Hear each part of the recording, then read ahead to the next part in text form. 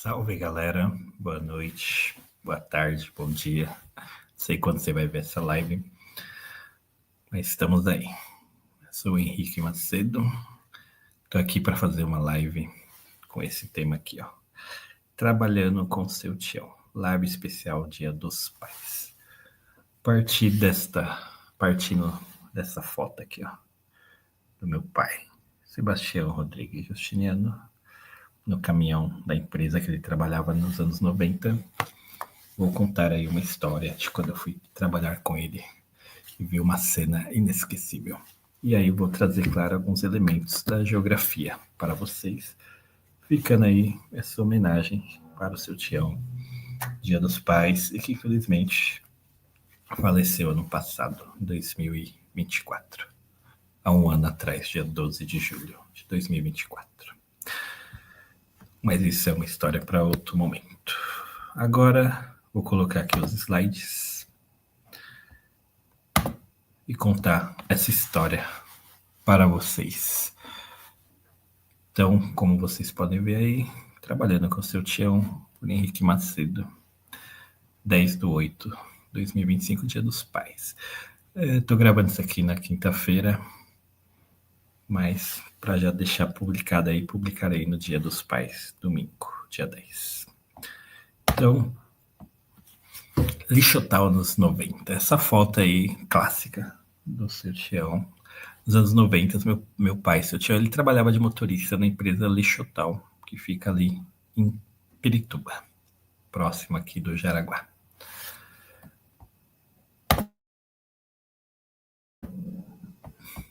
E aí o trabalho dele, ele buscava com o caminhão as caçambas cheias de lixo em empresas que eram clientes da Lixotal.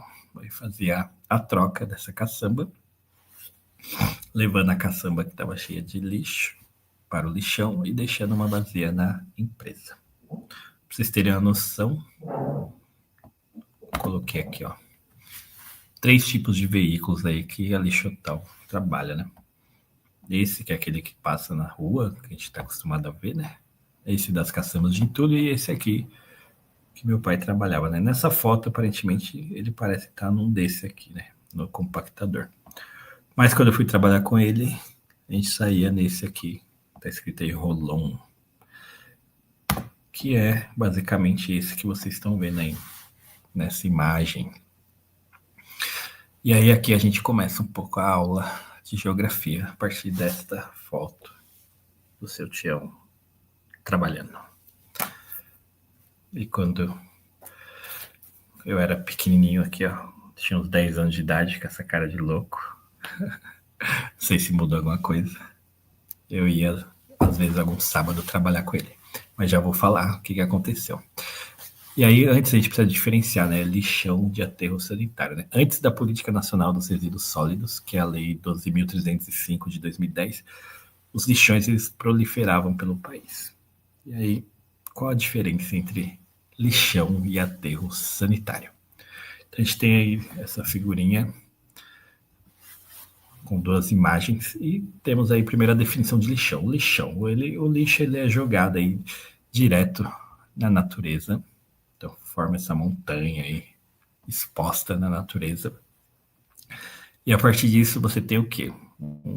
A infiltração do chorume, que é o gás que é produzido aí pelo lixo, contaminando o lençol freático da região. Você tem um enorme fedor, cheiro ruim, né? Que a gente pode lembrar, por exemplo, quem recorda, né?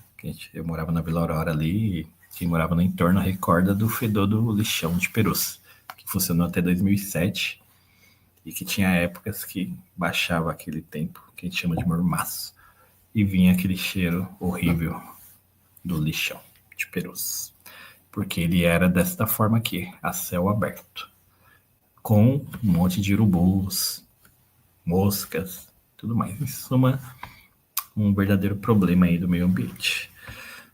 E aí você tem a adequação disso aí através da Lei dos Resíduos Sólidos. Então, quando meu pai trabalhava na Lixotal, ele pegou a maior parte de lixão, porque como que era o aterro sanitário?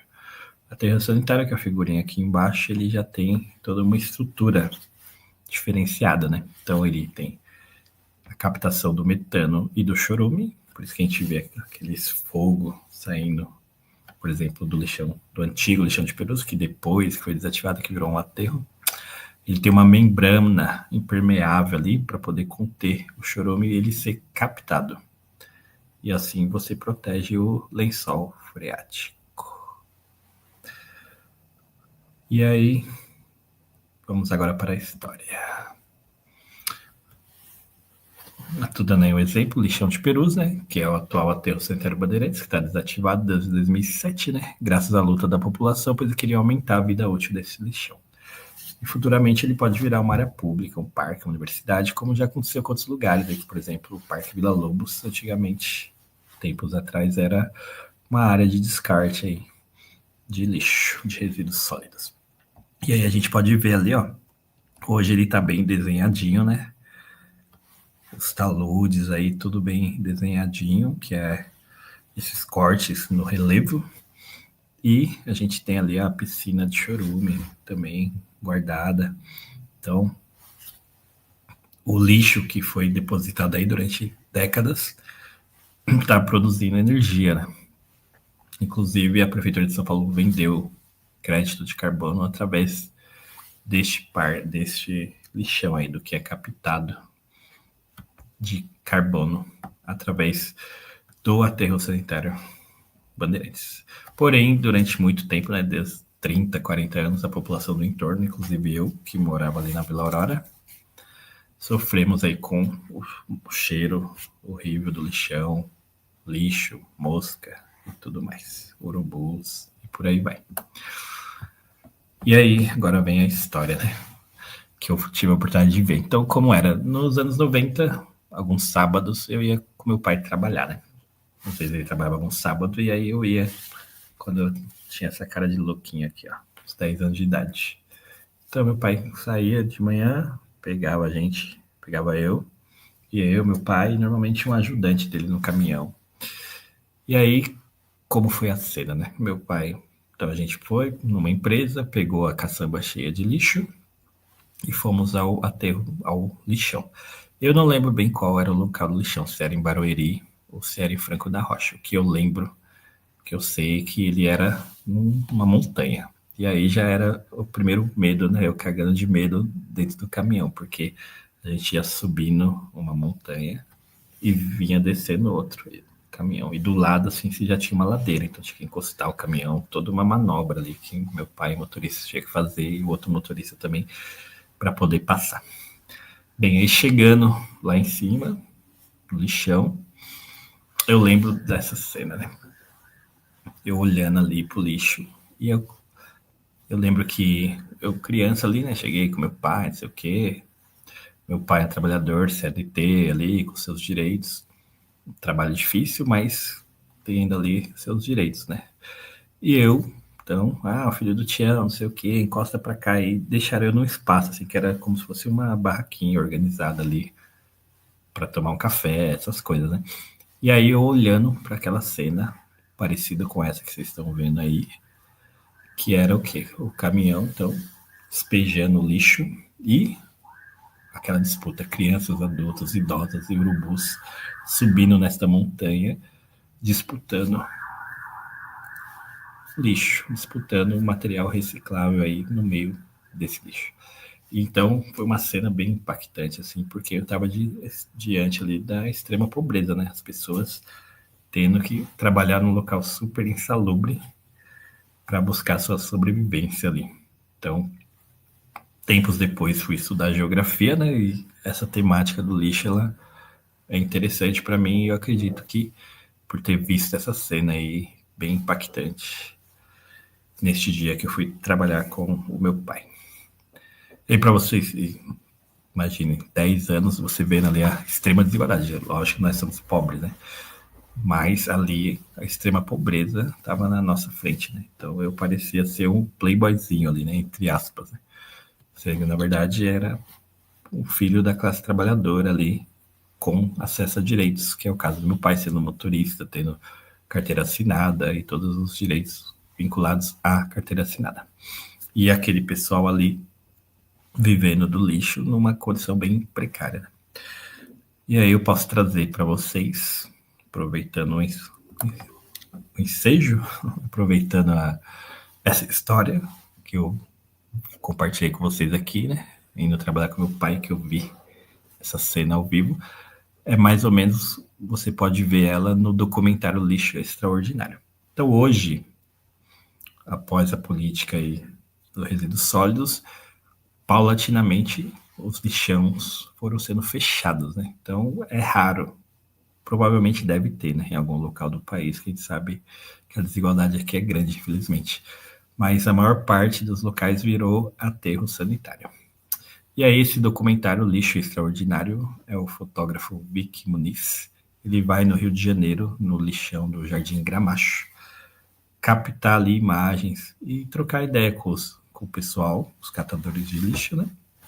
Catadores de materiais recicláveis aí, para fazer o que? Obras de arte. Então ele fotografou as pessoas reproduzindo determinadas obras de arte e a renda dessa obra de arte foi disponibilizada e foi doada para a associação aí dos catadores de lixo do Jardim Gramacho, que inclusive na época, se eu não me engano, ele estava para fechar, ou um pouco depois o lixão foi fechado por causa da lei, né? Para você modificar e não ter mais essa questão das pessoas ali no meio do lixo e tudo mais. E a própria lei dos resíduos sólidos, da política nacional, ela visa expandir a reciclagem, né?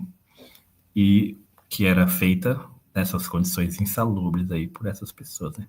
Então, provavelmente em algum lugar do país ainda continua essa situação triste, mas o Lixo Extraordinário, que é de 2010, marcou, né?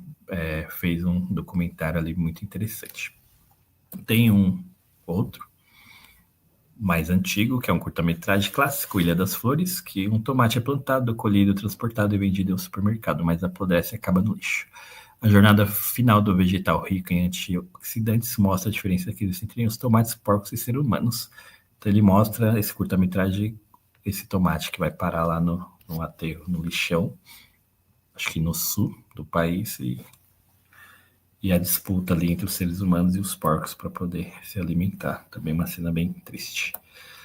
E por fim, aqui uma cena de luta boa, documentário Movimento Lixão Não, de Perus 2000, que mostra a população de Perus protestando na Praça Inácia Dias contra o lixão no bairro, né?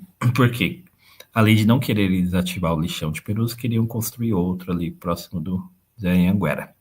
Então a população se movimentou, protestou e isso acabou barrando a construção de outro lixão e o encerramento do lixão de Perus, né? Porque queriam aumentar a vida útil dele. Mas felizmente foi encerrado em 2007, melhorando assim a situação aqui na região, né? Mas aí vou até retornar aqui, ó. Se você quiser ver a cena que eu vi ao vivo trabalhando com meu pai quando eu tinha 10 anos de idade, mais ou menos, assista o Lixo Extraordinário que vocês vão ver a caçamba sendo despejada e as pessoas subindo no meio da montanha de lixo, disputando ali com os urubus a sua sobrevivência. É uma cena bem impactante da extrema desigualdade do nosso país. Mas a atitude do fotógrafo Vic Muniz aí é bem interessante. Ele que também teve uma vida difícil, conseguiu, por meio da arte, evoluir aí e retorna com o seu trabalho nesse ótimo documentário. Tudo isso aqui, então, para você ver a partir da foto aqui do meu pai, do trabalho que ele fez durante cerca de 10 anos, nos anos 90, na Lixotal, a gente pode desenvolver aí uma aula de geografia, várias aulas, né? Trabalhando essa questão dos resíduos sólidos, que é tão urgente. E da mobilização da população também contra questões que afetam a vida, a qualidade de vida, e principalmente dos bairros periféricos, né? Onde normalmente mandam só essas coisas, lixão, pedreira, etc, etc, que hoje está conceituado como racismo ambiental, né? Mas nos anos 2000 ainda não tinha esse conceito bem desenvolvido. E aí retomo novamente, então, deixando aí a homenagem, se eu te amo, que ia trabalhar no caminhão, motorista profissional. Depois lá pro dia 1º de outubro eu contarei a história dele melhor, a história de vida, que seria o aniversário dele. E quem sabe lá no finados conto como foi o velório dele também, que foi um velório bem interessante lá em Minas Gerais. Sei que é triste, que é a morte, mas não foi esses velórios curtos, foi um velório bem raiz da roça. Mas isso é história para outra live. Aqui voltamos, então, para você captar, pense, uma criança conhecer no mundo a realidade quando vi o pessoal subindo a montanha de lixo, disputando com os urubus que eram do meu tamanho, imagina só. E eu vendo essa cena e ganhando consciência aí de que pertence à classe trabalhadora, né?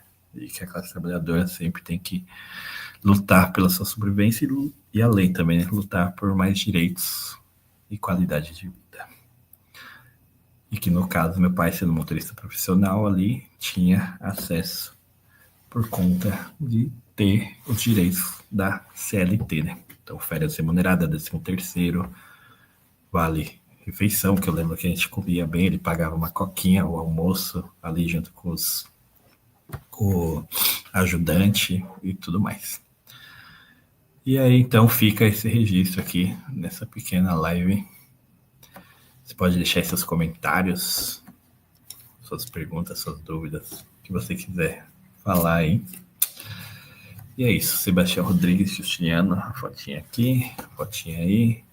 Nasceu em 53 e faleceu em 2024 na cidade de Araponga, Minas Gerais.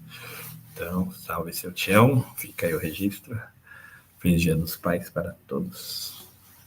E é isso. Abraço, galera. Até a próxima live, que quem sabe será no dia 1º de outubro. Vamos ver se eu consigo fazer, né? Porque é muita emoção. Valeu.